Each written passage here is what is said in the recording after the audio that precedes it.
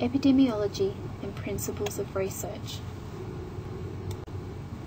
The clinical practice intervention that I am going to be looking at is the efficiency of bracing in adolescent idiopathic scoliosis. What is scoliosis? Scoliosis is a three-dimensional deformity. It involves a lateral deviation of the spine and a rotation of the vertebra. Scoliosis is this type of spinal deformity. A spine affected by scoliosis shows evidence of lateral or sideways curvature and rotation of the backbones.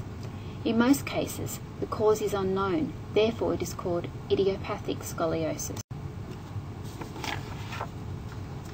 Adolescent idiopathic scoliosis is the most common type of scoliosis. It frequently occurs in children between the ages of 10 to 18 years of age. It occurs more frequently in girls than boys, and symptoms of scoliosis can be severe. Symptoms of scoliosis can include differences in shoulder height, a head that is not centered over the rest of the body, a difference in hip height, shoulder blade height.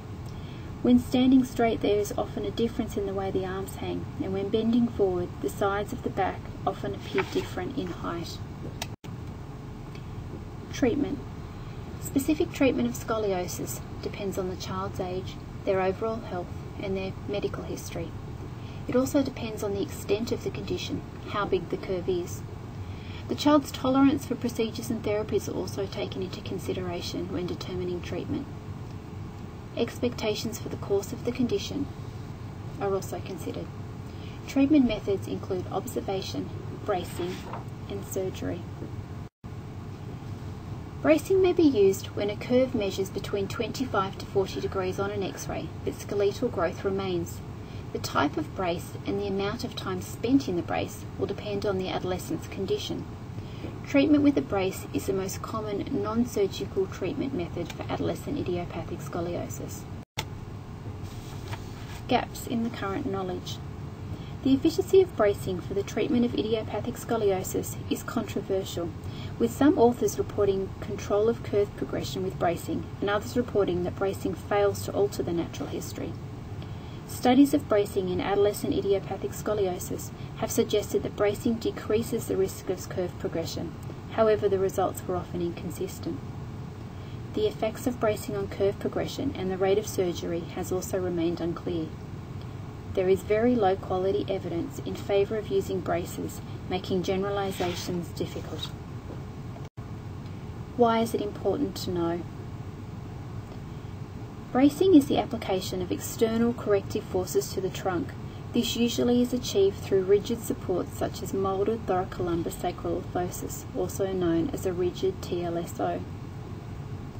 Treatment commences when the curve is diagnosed as progressive or reaches 25 to 30 degrees in a skeletally immature patient. Braces must be worn for at least 20 hours a day, with treatment lasting often from 2 to 4 years until the child is skeletally mature. All this causes a significant impact on the lives of adolescents and their families. Therefore, we must be confident that the braces are achieving what we want them to achieve.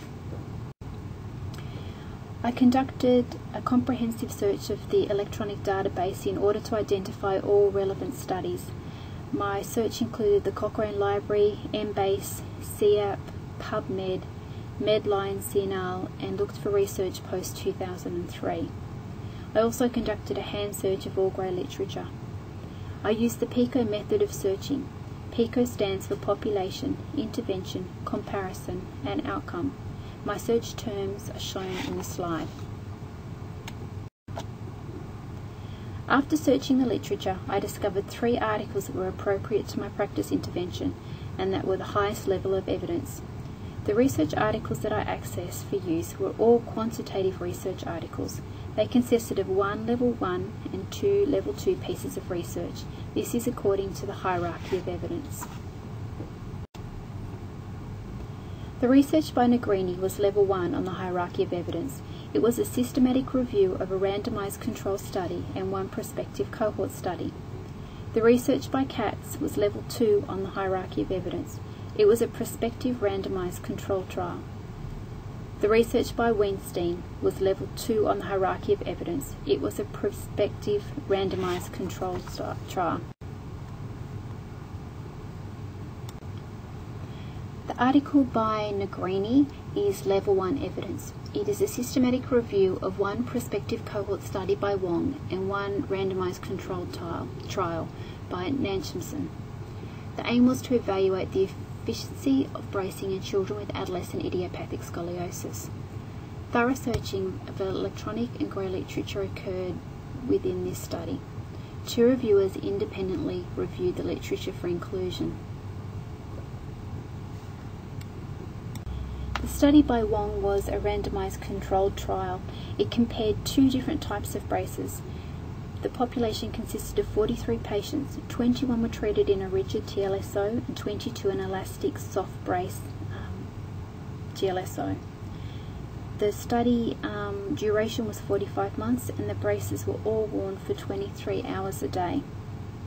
The prospective controlled trial by Nanshamson was conducted in 1995. It compared bracing and observation and electrical stimulation. There were 240 patients in this study. 111 were treated in a rigid TLSO, 46 with electrical stimulation, and 120 observation only. Patients were observed until maturity, and the mean was roughly 4 years.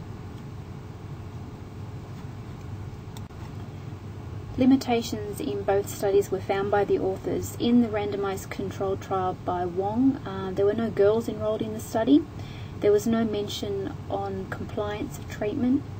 The outcome assessor was not blinded.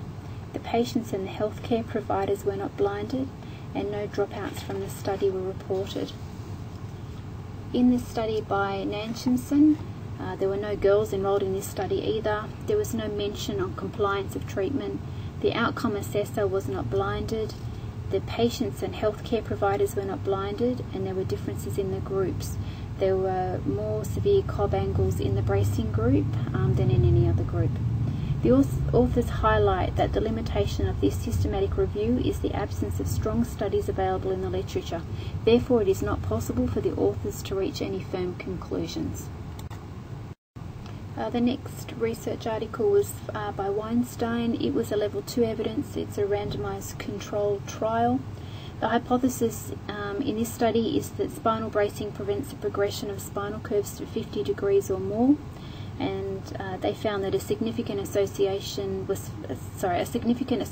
between the average hours of wear each day and the likelihood of treatment success was found. So in this study there were 383 participants. 155 or 40% were in the randomized cohort and 228 or 60% were in the preference cohort. A total of 146 or 60% of children received a brace, and 46 children or 40% underwent observation. The primary outcome was either curve progression to 50 degrees or more, which meant treatment failure, or skeletal maturity without curve progression, so treatment success. The rate of success was 72% in the bracing group and 48% in the observation group.